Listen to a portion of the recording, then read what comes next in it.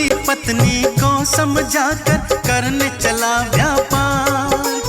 बैठ गई थी लीलावती वो अपने मन को मार। कुछ वर्षों के बाद वैश्य जब लौट के आता है, अपनी पुत्री को विवाह के योग्य वो पाता है। चारों दिशा में वर की खोज में दूत भेजता है। कलावती का ब्याह करा दूं मन में सोचता है। कंचनपुर में मिला योग्य वर वणिक पुत्र गुणवान। बुद्धि विवेक में उत्तम था वो और बड़ा धनवान। कलावती के लिए चुन लिया उसे बताता हूँ, भक्तों कथा सुनाता हूँ।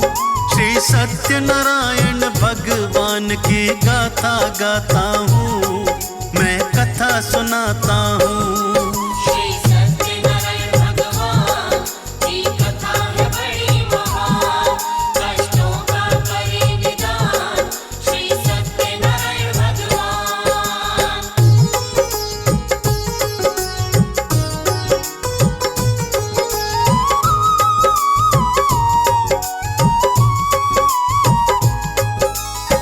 कंचनपुर नगर में सुयोग्य वर मिल गया भक्तों, और कलावती का विवाह धूमधाम से हो गया।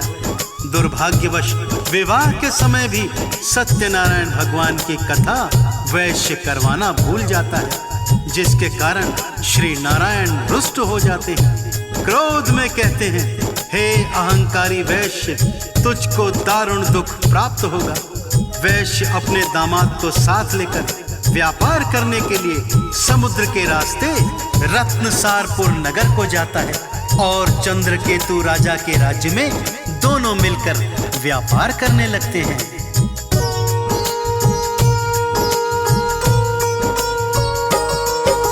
श्री नारायण जी के क्रोध से घटना घटी विशेष। ससुर जमाई के जीवन में कुछ ना बचा था शेष। चंद्रकेतु राजा के महलों घुस जाते हैं चोर। जाग रहे थे पहरेदार सब मचा दिया था शोर। राजमहल से धन की पोटली आया ले करके, ससुर जमाई जहाँ थे ठहरे वहाँ पे आकर के। धन की पोटली रख देता है तंबू के अंदर, जहाँ पे सोए ससुर जमाई ताने हुए चादर। इसके आगे क्या होता है वो बतलाता हूँ, भक्तों वो बतलाता हूँ। श्री सत्यनारायण भगवान की गाथा गाता हूँ, मैं कथा सुनाता हूँ। श्री सत्यनारायण भगवान की कथा है बड़ी महान। कष्टों का करे निदान श्री सत्यनारायण भगवान।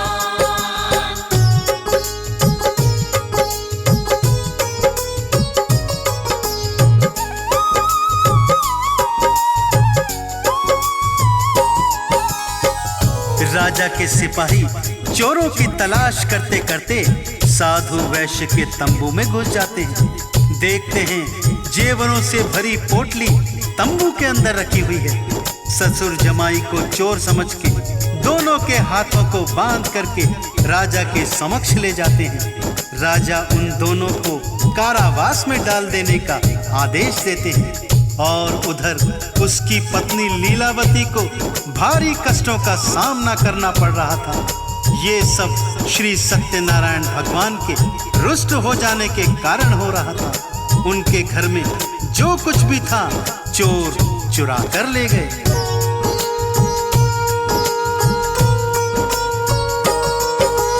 कलावती वो साधु की पुत्री कष्ट उठाती है। कैसे किस्मत रूठ गई कुछ समझ न पाती है। घर में बचा ना दाना कोई खाना क्या खाए। अपने मन की पीड़ा जाकर किसको बतलाए। भारी मन से कलावती गई ब्राह्मण के फिर घर। सत्य की हो रही कथा वहां पर। बैठ वहीं पर लीलावती फिर कथा को सुनती है। लेकर के प्रसाद वो अपने घर को चलती है। कलावती की माँ क्या बोली वो बतलाता हूँ, भक्तों वो बतलाता हूँ। श्री सत्यनारायण भगवान की गाथा गाता हूँ, मैं कथा सुनाता हूँ। श्री सत्यनारायण भगवान की कथा है बड़ी महान, कष्टों का करे निदान श्री सत्यनारायण भगवान।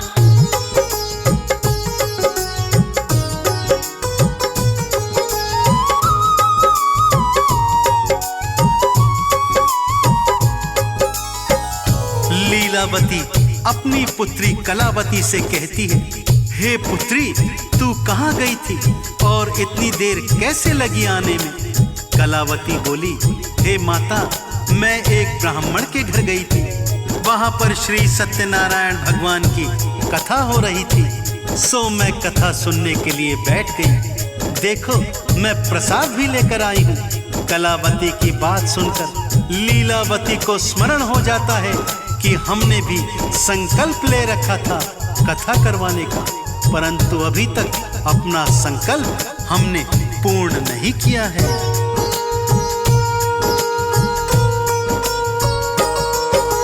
करने लगती है उसकी माँ कथा की तैयारी। कथा के पूजन की सामग्री ले आई सारी। आस पड़ोस कुटुंब को सारे वो बुलवाती है।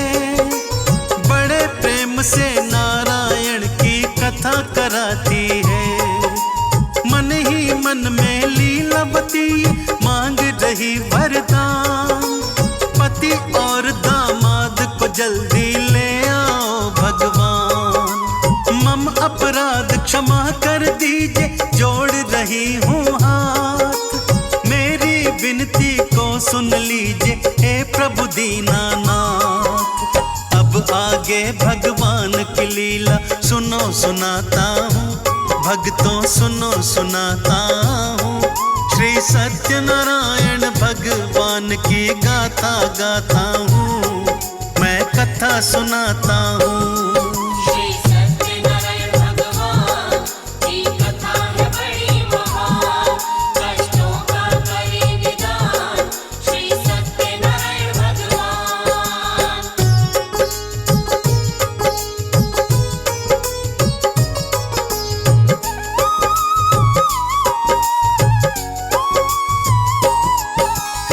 श्री सत्यनारायण भगवान लीलावती से प्रसन्न हो जाते हैं।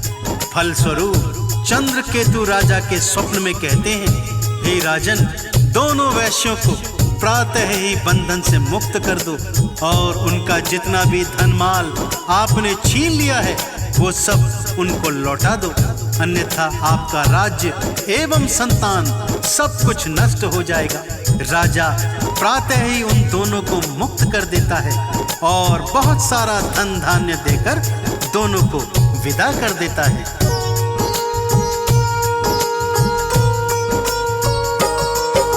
ससुर दमाद चले नौका में भर कर के धन माल।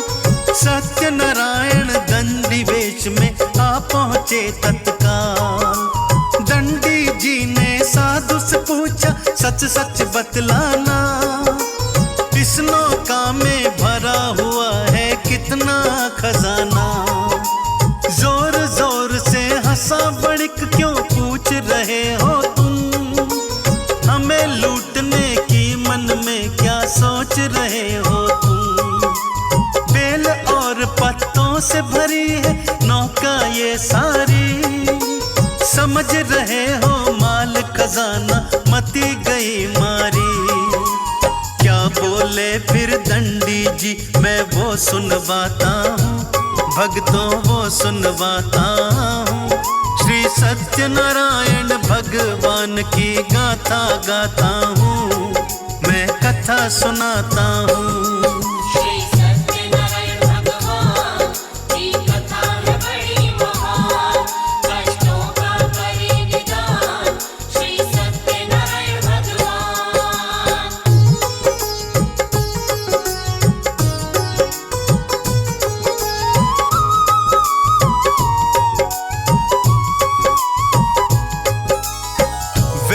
के कठोर वचन सुनकर दंडी भगवान बोले, तुम्हारा कथन एवं वचन सत्य हो जाए।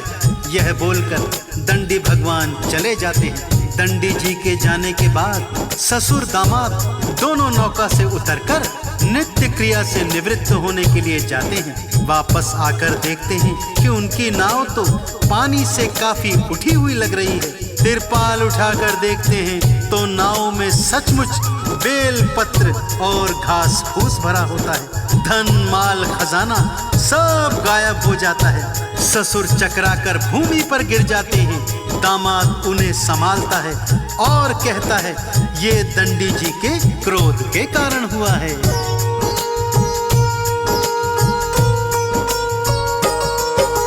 तीव्र गति से दौड़ा साधु वो दंडी जी की ओर। रुक जाओ हे दंडी भगवन, मचा रहा था शोर। दंडी जी मिल गए राह में, पकड़ लिए थे पाँव। हे दंडी जी पहले जैसी कर दो मेरी नाव। मम अपराध क्षमा कर दीजिए, हुई भूल भारी। बेल और सूखे पत्तों से भरी नाव सारी। रोए वणिक और आंसू बहाए, जोड़े दोनों हाथ।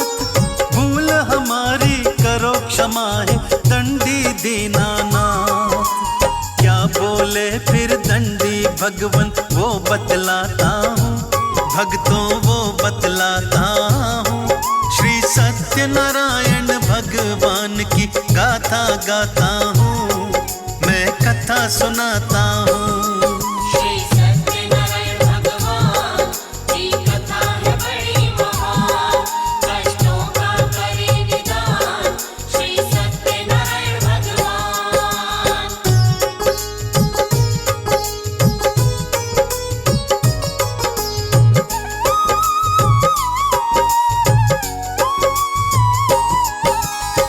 हे वणिक पुत्र, मेरी आज्ञा से तुम्हें बार बार दुखों का सामना करना पड़ रहा है। तुमने अपना लिया हुआ संकल्प पूर्ण नहीं किया था, इसी कारण से तुम कष्टों के भागीदार बने हो। वणिक पुत्र हाथ जोड़कर क्षमा मांगता है, रोता है, गिड़गिड़ाता है। हे भगवान, आप मुझे क्षमा दान दीजिए। हे भगवान, आपके स्वरूप को तो कोई भी नहीं जानता है, तब मैं अज्ञानी भला कैसे जान सकता हूँ। हे प्रभु, मैं अपनी सामर्थ्य के अनुसार आपकी पूजा आराधना करूंगा। कृपा करके मेरी नौका को यथावत कर दीजिए। वणिक के वचन सुनकर भगवान प्रसन्न हो जाते हैं और उसकी इच्छानुसार वरदान देकर अंतर्ध्यान हो जाते हैं।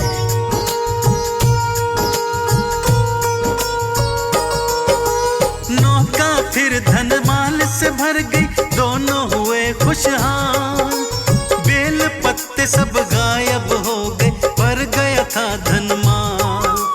वहीं पे सत्यनारायण जी की पूजा करते हैं, करके फिर वितरण प्रसाद का आगे बढ़ते हैं। अपने घर के निकट पहुँच के घर भेजा संदेश, करके हम व्यापार लौट के आ गए अपने देश। घर में सत्यनारायण जी की कथा हो रही थी, मिला संदेशा पति का जब तब कथा हो रही थी। पुत्री से माता क्या बोली वो बतलाता हूँ, भक्तों वो बतलाता हूँ। श्री सत्यनारायण भगवान की गाथा गाता हूँ, मैं कथा सुनाता हूँ। श्री सत्यनारायण भगवान की कथा है बड़ी महान। कष्टों का करे निदान श्री सत्यनारायण भगवान।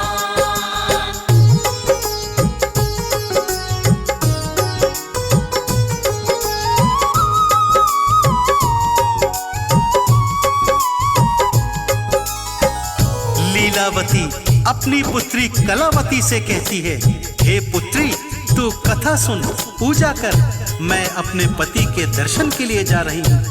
बहुत अरसे के बाद वो वापस लौटे हैं। माता के वचन सुनकर कलावती भी पूजा प्रसाद सब कुछ छोड़कर अपने पति को देखने के लिए भागती है। प्रसाद की अवज्ञा देखकर श्री सत्यनारायण भगवान फिर से रुष्ट हो जाते हैं और कलावती के पति की नौका को नदी में डुबो देते हैं। कलावती अपने पति को न देखकर रोने लगती है। रोती हुई धरती पर गिर जाती है। अपने दामाद को न देखकर, अपनी पुत्री को बिलखता देखकर वणिक साधु दुखी होकर भगवान से प्रार्थना करने लगता है।